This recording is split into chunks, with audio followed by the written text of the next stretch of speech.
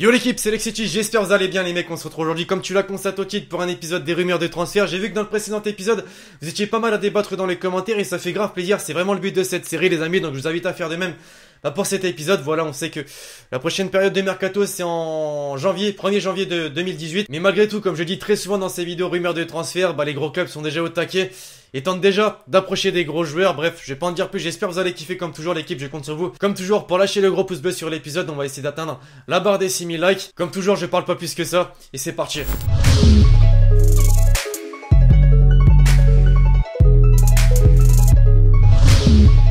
Et pour commencer l'épisode d'aujourd'hui les amis, on commence tout d'abord en France avec le Paris Saint-Germain. Pas certain de vouloir continuer avec Unai Emery à la fin de la saison à cause des relations qu'il peut avoir avec Neymar ou encore ses façons de travailler quotidiennement. Les dirigeants parisiens se seraient tournés vers un autre grand coach européen qui aurait d'ailleurs déjà été contacté. Il s'agit, comme vous l'avez constaté, de José Mourinho, l'actuel entraîneur des Red Devils. Et plusieurs éléments peuvent laisser penser que c'est possible les amis. Pourquoi vous allez me dire? Bien tout simplement car José Mourinho a été interrogé dans l'émission Téléfoot et s'est montré particulièrement élogieux au sujet du Paris Saint-Germain. Il a même dit, je cite, à Paris il y a quelque chose de spécial, la magie, la qualité, la jeunesse, c'est fantastique. Des propos, on l'a compris, qui montrent un intérêt de José Mourinho pour le PSG. Et à en croire la presse anglaise, que ce soit le Sun ou le Manchester Evening News, les dirigeants parisiens auraient déjà contacté Jorge Mendes, l'agent du technicien portugais. Et selon Mundo Deportivo, Mourinho serait même séduit par l'idée de travailler ou même retravailler avec des joueurs du calibre de Neymar ou encore de Kylian Mbappé. Malgré tout, son contrat actuel du côté de Manchester se termine en juin 2019 et le club de la capitale devra donc là encore mettre la main à la poche s'il va se le procurer. Alors est-ce une piste intéressante pour le PSG les mecs? Dites-moi tout ça dans les commentaires. Dans l'épisode des rumeurs de transfert de la semaine dernière, l'équipe, je vous parlais du Real Madrid qui préparait déjà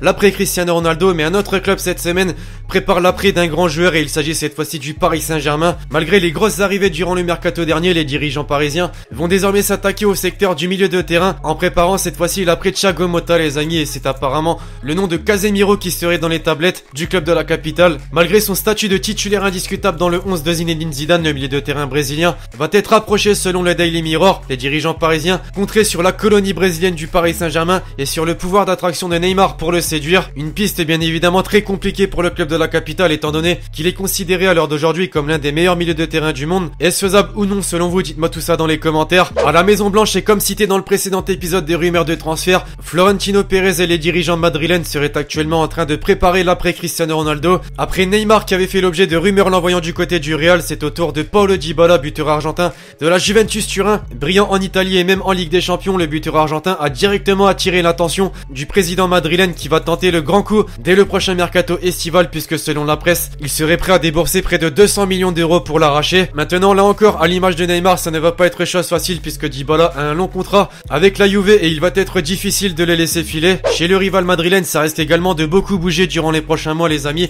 À la quête de renforts offensifs, on l'a compris avec Thomas Lemar dans le précédent épisode, les dirigeants du club blaugrana n'oublieraient pas le secteur défensif et se seraient désormais penchés sur la piste d'un certain Clément Langlais, défenseur central français évoluant du côté du FC Séville. Le joueur de 22 ans serait même la priorité du recrutement du Barça pour sa défense dès l'été prochain. Pour rappel, le défenseur français était arrivé en provenance de l'AS Nancy-Lorraine pour une somme de 5 millions d'euros au mois de janvier dernier, et Sport précise que sa clause de départ est de 30 millions d'euros. Il est donc possible de voir un nouveau tricolore porter le maillot catalan dans les prochains mois. Toujours en Espagne, un autre concurrent direct du Barça et du Real va tenter d'approcher une pépite durant le prochain mercato. Il s'agit bien évidemment de l'Atlético Madrid, courtisé par Monaco durant le mercato estival dernier. Leander Dendoncker, milieu récupérateur de 22 ans évoluant du côté d'Anderlecht, serait dans les petits papiers des Colchoneros pour le prochain mercato, et selon la presse, il va être approché dès le prochain mercato.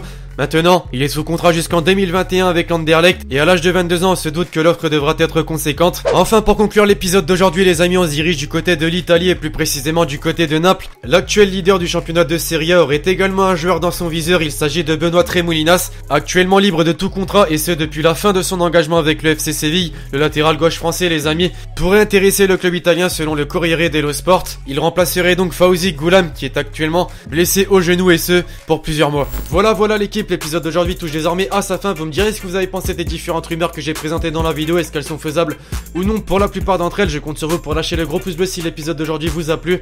Et donc d'ici là, je vous dis à la prochaine pour une nouvelle vidéo. C'était Lexity. Ciao ciao.